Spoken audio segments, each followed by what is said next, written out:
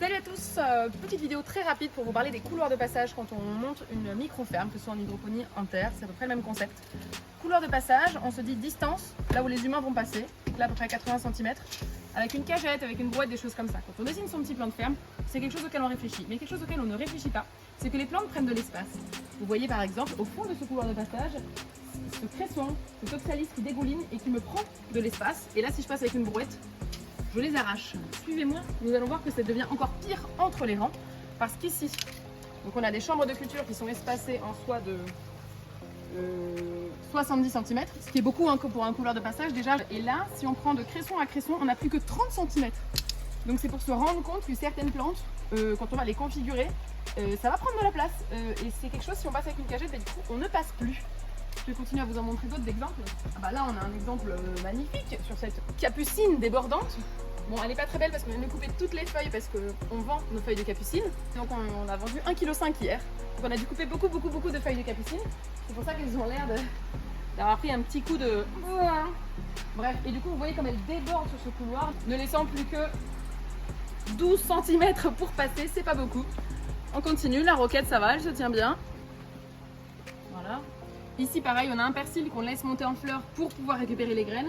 Et vous allez voir en regardant dans le couloir de passage, dans ce couloir de passage il a vraiment pris pied, il commence à déborder. En terre c'est exactement la même chose. C'est pour ça quand il y a des personnes qui me disent qu'ils veulent faire des courgettes, des choses comme ça, c'est des plantes qui sont très larges et l'espacement entre plants il est vraiment à respecter parce que sinon vous n'aurez plus de couloir de passage, vous ne pourrez plus passer. Donc entre les tomates il faut laisser beaucoup de place, sinon on est vraiment...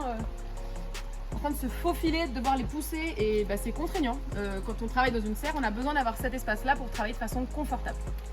Je vais voir si je trouve d'autres exemples.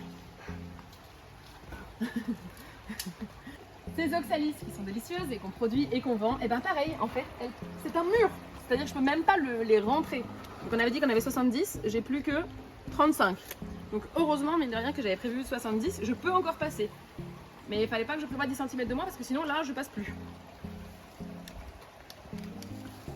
Donc voilà, c'était le petit conseil du jour. Quand on planifie sa serre, on pense bien à tous ces espaces de culture. Et quand on la dessine, il n'y a pas les plantes, on les imagine. Seulement, les plantes, elles peuvent devenir énormes. Et donc quand on les imagine, c'est important de penser à ça, à l'espace qu'elles vont prendre.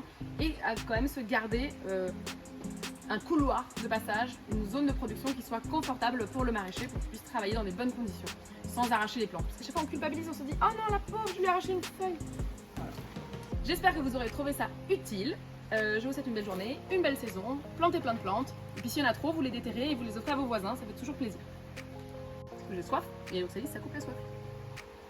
Pensez à vous abonner pour d'autres petits conseils comme ça, vite fait à la va-vite. Vite fait à la va-vite, je me répète totalement, c'est pas grave. Abonnez-vous, mettez la cloche, achetez le bouquin, inscrivez-vous aux formations, bref, tout ce que vous voulez, vous pouvez le faire. Et si vous voulez pas, vous pouvez continuer tout simplement à regarder des vidéos YouTube, c'est gratuit. Je vous embrasse, passez une belle fin de journée, ciao.